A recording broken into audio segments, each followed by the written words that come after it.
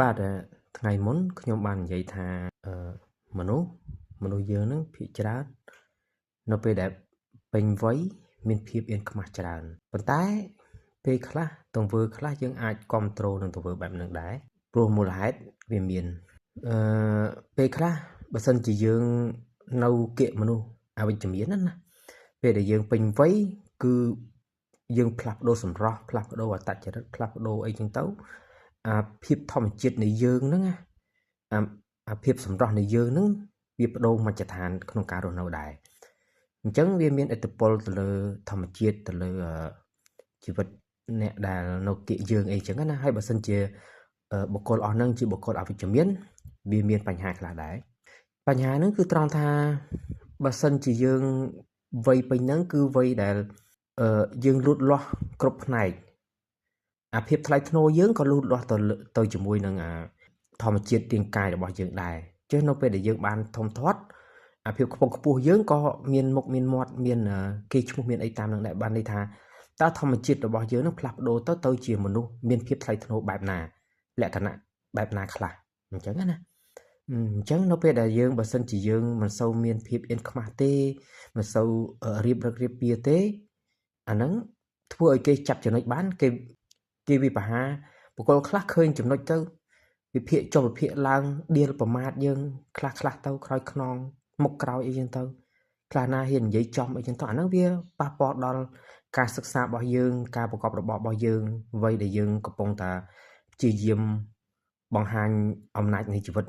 ដែលយើងមានសមត្ថភាពដែលយើងមាន IQ EQ ដែលយើងមានទៅកាន់ពិភពលោកដើម្បីទទួលបានផលប្រយោជន៍អ្វីផ្សេង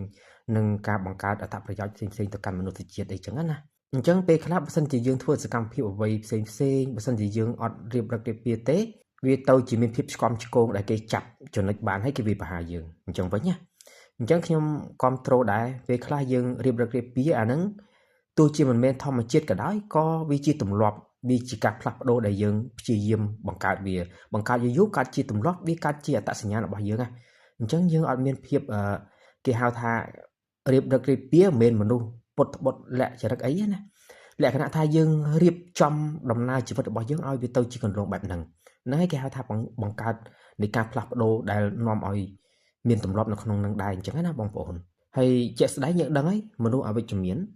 នៅពេលដែលយើងឃើញយើងធ្វើអ្វីមួយគឺចាំតែស្លឹងមើលភ្នែកក្របភ្នែកមិនបិទទេស្លឹងមើលអារម្មណ៍ដាក់ផ្ដោតនិយាយរួមចំណាយវិញ្ញាណរបស់ខ្លួនហ្នឹងគឺមកលើជីវិតរបស់យើងតែម្ដងដើម្បីថាជាឈ្នន់ជាភាពសប្បាយរីករាយជាភាពមោទនភាពចំពោះខ្លួនឯងតែខ្លួនឯងល្អជាងកន្លែងនេះឈ្នះកន្លែងនេះកន្លែងនោះចាប់គេបានយើងជាអ្នកឈ្នះអីចឹងណាវាមានភាពអញ្ចឹងច្រើនអញ្ចឹងខ្ញុំលើកទឹកចិត្តឲ្យបងប្អូនថាបើសិនជាជ្រាកបានជិះទៅយើងព្យាយាមជិះប៉ុន្តែមនុស្សខ្លះយើងជិះអត់បានណាវាជាផ្នែកមួយនៃការរស់នៅដែរវាពិបាក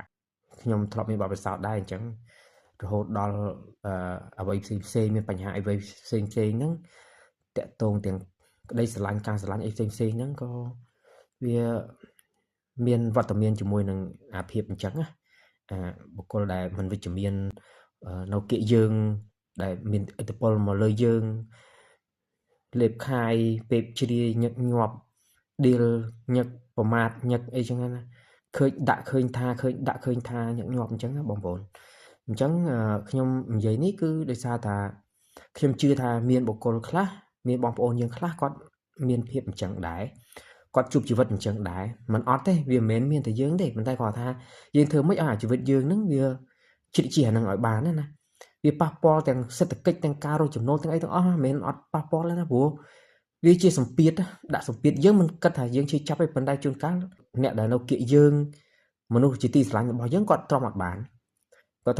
ជួនកាលទៅគាត់មានអារម្មណ៍មិនល្អគាត់មានទង្វើមិនល្អគាត់មានការមិនសប្បាយចិត្តចំពោះយើងដូចបុគ្គលផ្សេងនឹងដែរឆ្លងគ្នាគេធ្វើបានអញ្ចឹងគាត់ក៏មើលឃើញយើងក្នុងភាពមិនខ្ពង់ខ្ពស់ដែរអញ្ចឹងណាមិនសូវថ្លៃថ្នូរដែរចំពោះគាត់ចុះធ្វើឲ្យគាត់ឃើញធ្វើឲ្យគាត់ឮធ្វើឲ្យគាត់ដឹងដល់អញ្ចឹងអារម្មណ៍គាត់ក៏ពេលខ្លះគេអូសទាញគាត់បានដែរយើងកំពុងតែទទួលសម្ពាធហើយយើងមិនអាចអូសទាញគាត់បានទេពេលខ្លះណាហ្នឹងជាផ្នែកមួយដែលវាមានបញ្ហាមកចំពោះជីវិតយើងដែលយើងត្រូវជួបអីអញ្ចឹងទៅអញ្ចឹងខ្ញុំលើកទឹកចិត្តបងប្អូនថា ព្យាយាមមកច្រើនតិចទៅបើយើងមានជំរើសណាល្អយើងជ្រើសយកវាទៅដែលល្អជាងនឹងឬក៏ជ្រៀតជ្រះកិច្ចជាពីបុគ្គលនោះឲ្យបានអញ្ចឹងណាព្រោះថាជីវិតទោះជួបស្តៀងគ្នាដូចគ្នាក៏ដោយប៉ុន្តែគាត់អាចមានដំណោះស្រាយផ្សេងៗពីយើងអញ្ចឹងណាពេលខ្លះយើងមានសម្ពាធខ្លាំងជាងគាត់យើងដោះស្រាយពិបាកជាងគាត់ប៉ុន្តែអ្នកដែលគាត់គាត់ស្ដាប់ដឹងពីការចែករំលែករបស់យើងហ្នឹងគាត់អាចមានដំណោះស្រាយល្អជាងយើងទៀតគាត់ថាបានដែរអញ្ចឹងណាហើយគាត់ជ្រើសយកទៅជីវិតគាត់អាចរីកលូតលាស់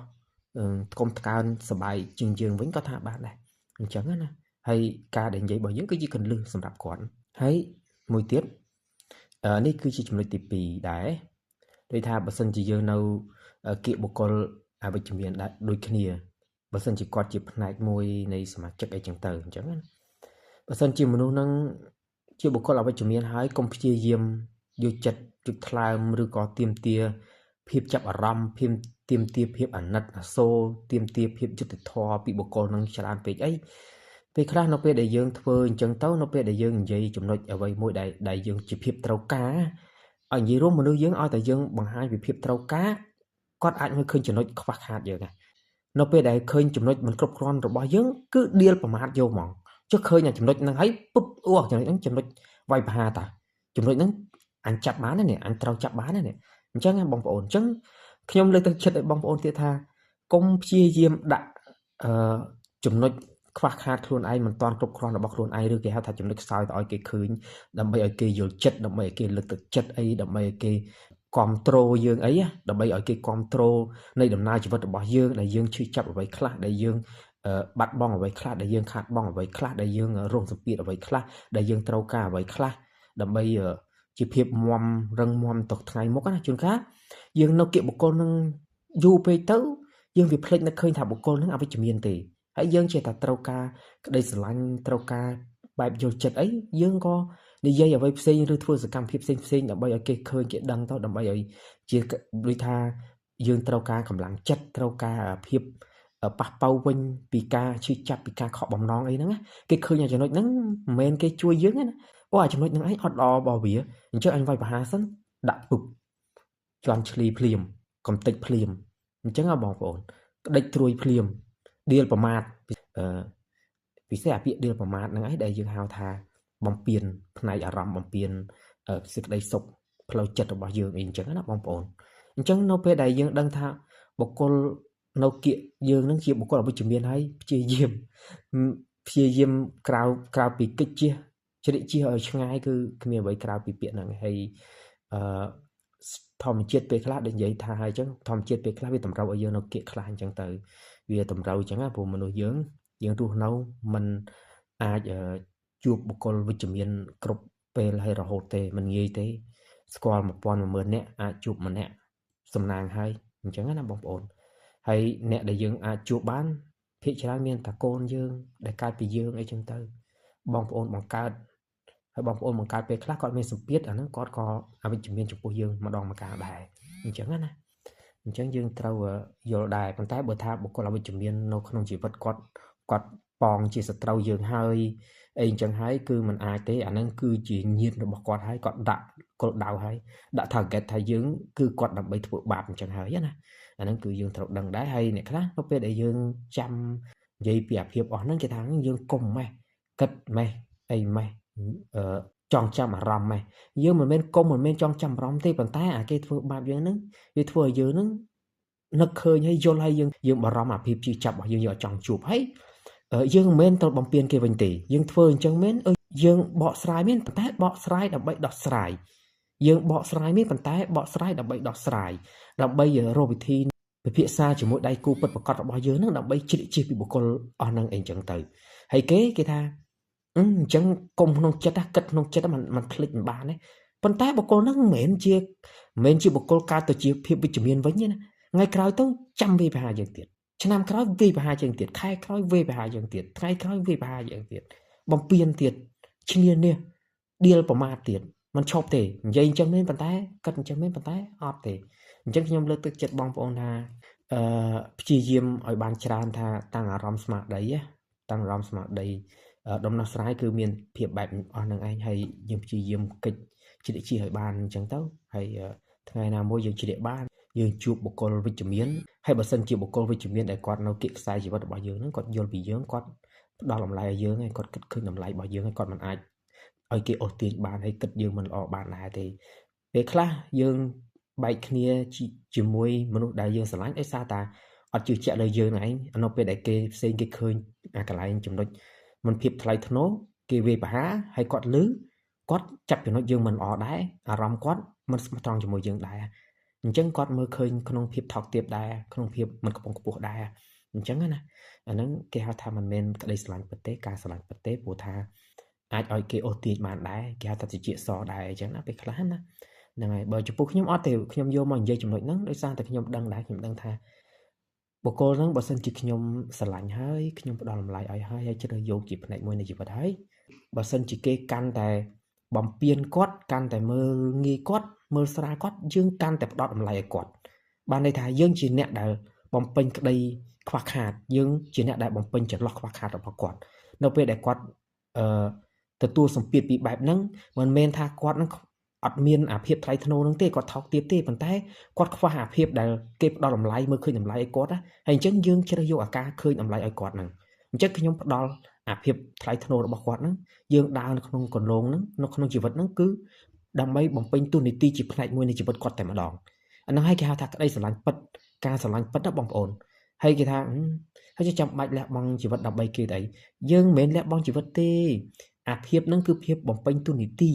ការបំពេញតួនាទីជាដៃគូការបំពេញតួនាទីជាក្តីស្រឡាញ់ហើយយើងរស់នៅគឺដើម្បីបំពេញមុខមាត់គ្នាទៅវិញទៅមកនឹងឯងដើម្បីបង្កើនតម្លៃឲ្យគាត់នៅពេលដែលយើងបានបង្កើនតម្លៃឲ្យគាត់បំពេញមុខមាត់ឲ្យគាត់នេះហើយគឺជាតម្លៃរបស់យើងដែលយើងដឹងតួនាទីហើយយើងធ្វើត្រូវហើយរស់នៅជាមួយគ្នាចាប់ដៃគ្នាដើម្បីរីកចម្រើនទៅថ្ងៃមុខអាហ្នឹងហើយជាចំណុចចាប់ដើមពីការដែលយើងបង្កើតអាជីវកម្មផ្សេងៗហ្នឹងក៏វាជាការបំពេញតម្រូវការគ្នាអញ្ចឹងដែរបើមិនជាគាត់ត្រូវការអ្វីមួយដែលយើងមើលឃើញហើយគាត់មិនដឹងខ្លួនយើងបំពេញអាហ្នឹងចំពោះគាត់ទៅគាត់ភ្ញាក់ខ្លួនគាត់ដឹងថាអូយើងជាផ្នែកមួយនៃជីវិតរបស់គាត់អញ្ចឹងជួយទាំងផ្នែកសេដ្ឋកិច្ចជួយទាំងផ្នែកផ្លូវអារម្មណ៍ផ្លូវចិត្តការរស់នៅទាំងគេឈ្មោះកិត្តិយសរបស់គាត់ហើយទាំងអស់ហ្នឹងខ្ញុំបានបំពេញរួចអស់ហើយខ្ញុំយកមកនិយាយនេះគឺខ្ញុំបានធ្វើអស់ហើយចំពោះមនុស្សដែលខ្ញុំស្រឡាញ់ធ្លាប់អីអញ្ចឹងណាហ្នឹងហើយបងប្អូនហើយខ្ញុំយកមកនិយាយបានក៏ដោយសារតែយើងមានបទពិសោធន៍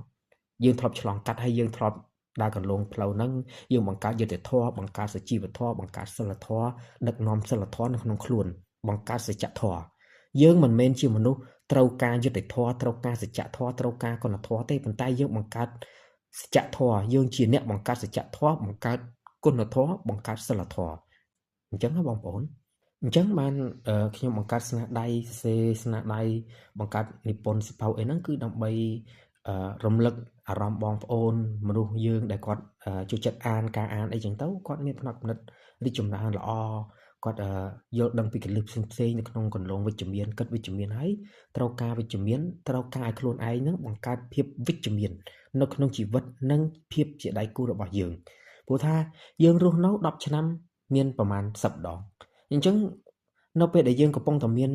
ជីវិតហើយមានវត្តមានគ្នាយើងធ្វើអ្វីដែលល្អសាងអនុស្សាវរីយ៍ដែលល្អដើម្បីគ្នាទៅវាជាសេចក្តីសុខជាសុភមង្គលជាភាពវិជ្ជមាននៅក្នុងចក្រវាឡរបស់យើងដែលយើងមានជាមួយនឹងគ្នាដែលយើងបង្កើតរួមគ្នាកុំព្យាយាមបំពេញគ្នាគិតតែពីចង់ឈ្នះចង់ចាញ់គ្នាវាគ្មានផលប្រយោជន៍អីទេរស់នៅស្រឡាញ់គ្នាគឺដើម្បីមើលថែគ្នាដើម្បីផ្ដល់សេចក្តីសុខឲ្យគ្នាមិនមែនដើម្បី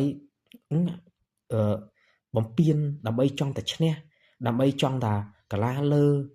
លើអីទៀតបើយើងជ្រើសយកជាគ្នាជាផ្នែកជីវិតរបស់យើងហ្នឹងអញ្ចឹងបានន័យថាបុគ្គលហ្នឹងជាផ្នែកជីវិតរបស់យើងជាជីវិតរបស់យើងដែរហ្នឹងយើងឈ្នះគាត់ឈ្នះខ្លួនឯងធ្វើបាបខ្លួនឯងហ្នឹងអញ្ចឹងមិនទេយើងព្យាយាមបំពេញគ្នាហើយមនុស្សយើងដោយសារតែពាក្យដែលយើងថាมันអាចល្អគ្រប់10ហ្នឹងហើយបានយើងព្យាយាមបំពេញចន្លោះដែលគាត់ខ្វះខាតដែលគាត់មិនទាន់មានឬក៏គាត់មានហើយប៉ុន្តែជីវិតរបស់គាត់ដើរផ្លូវត្រង់អញ្ចឹងអានៅខាងឆ្វេងអានៅខាងស្ដាំរបស់គាត់វាមានចន្លោះយើងបំពេញតម្រូវការរបស់គាត់បំពេញដែលគាត់មិនចាប់អារម្មណ៍ភ្នែកគាត់មានទៅតែមុខទេអញ្ចឹងខាងក្រោយគឺយើងអ្នកមើលអញ្ចឹងយើងមើលឲ្យគាត់ប៉ុន្តែគាត់មិនដឹងថាមានខាងក្រោយទេគាត់ដឹង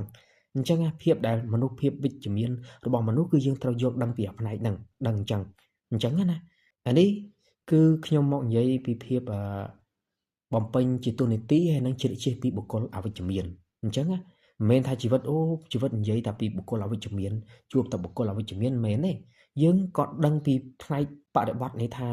ធ្វើបែបណាឲ្យកើតជាបុគ្គលវិជ្ជមានហើយនៅពេលដែលយើងជួបមនុស្សជាទីស្រឡាញ់តើយើងត្រូវអនុវត្តបែបណាតើត្រូវបដិបត្តិបែបណាដើម្បីឲ្យត្រូវជាគន្លងមនុស្សដែលយើងគេហៅថាការស្រឡាញ់ពិតជួបគូពិតប្រកបជួយជុំជ្រែងគ្នាពិតប្រកបអញ្ចឹងណាបងប្អូនបើសិនជាការសរសេរបើយើងសរសេរដាក់ក្នុងសៀវភៅអានយើងអត់ចង់សរសេរពីភាពអវិជ្ជមានយើងអាចមិនសរសេរបានព្រោះថាយើងសរសេរពីពាក្យភាពវិជ្ជមានទៅគឺយើងដឹងពីពាក្យផ្ទុយពីអាហ្នឹងតែល្អគឺមិនល្អស្អាតគឺអាក្រក់ផ្ទុយពីគ្នាអញ្ចឹងប៉ុន្តែបើការនិយាយតោះតែយើងលើកបទពិសោធន៍លើកពាក្យអវិជ្ជមាននឹងខ្លះយកមកនិយាយបញ្ជាក់ទើបយើងស្ដាប់បានហើយយល់អញ្ចឹងបងប្អូនបើយើងនិយាយតែពីភាពវិជ្ជមានពេកចុះអាភាពអាក្រក់ហ្នឹងដែលយើងចង់ផ្ដោតទៅហ្នឹងពេលខ្លះតតែយើងនិយាយអញ្ចឹងបានមនុស្សដែលគាត់ស្ដាប់ទៅគាត់យល់គាត់ដឹងអញ្ចឹងបងប្អូនអញ្ចឹងខ្ញុំអាចលើកយកមកនិយាយខ្លះអញ្ចឹងទៅប៉ុន្តែ